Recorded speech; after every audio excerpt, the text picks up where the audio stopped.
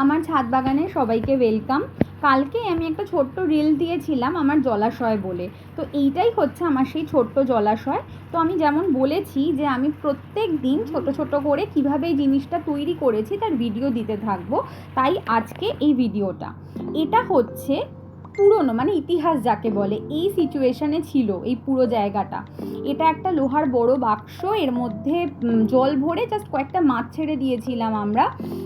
তেমন কোনো ডেকোরেশন করিনি, ভেতরে বেশ অনেকগুলো পাথর দিয়েছিলাম বিভিন্ন, কিন্তু আমাদের প্রথম টার্গেট ছিল জিনিসটাকে একটু রেনোভেট করা। তো সেই কারণে ফার্স্ট আমি এই পুরো বক্সটাকে কালার করা শুরু করি।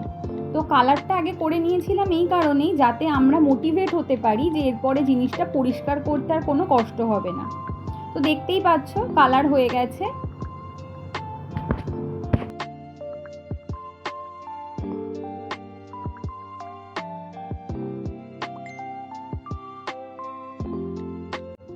এর পরের কাজটা ছিল ভীষণ শক্ত, কারণ এই যে জল ভরা জায়গাটার মধ্যে আমরা প্রচুর ড্রিফট ফুড, তারপরে অনেক রকমের পাথর রেখেছিলাম, কারণ আমাদের একটা মনে ইচ্ছে ছিলই যেখানে একটা সুন্দর জলাশয় বলো বা অ্যাকুরিয়াম বলো বানাবো, সেটা করা হয়ে ওঠেনি। তো সেগুলোকে তো এবার পরিষ্কার করতে হবে।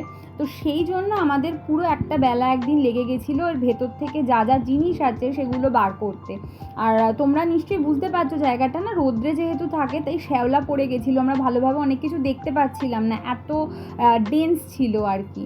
তো যাই হোক, অনেক খাটাখাটুনি করে পুরো জায়গাগুলো, মানে পুরো ভেতর থেকে যা যা ছিল সব বার করে জলটাকে চেঞ্জ করতে হয়েছে। আর আমরা একটা সাইফনও কিনে এনেছিলাম জলটাকে ফাঁকা করবার জন্য, বাট প্রবলেম হচ্ছে ওটা না কাজ করছিল না, তাই আলটিমেটলি আমাদের বালতি করে করেই জলটাকে তুলে ফেলতে হয়েছে। এর জল আমরা কিছুটা আমাদের গাছে দিয়ে দিয়েছি, কারণ এই জলটা গাছেদের জন্য ভীষণ রকম উপকারী হবে। তো এইটা আমাদের প্রচুর সময় লেগেছে পুরো জলটা ফাঁকা করতে। এর পরের কাজগুলো পরের দিন দেখাবো, তার জন্য স্টে টিউন।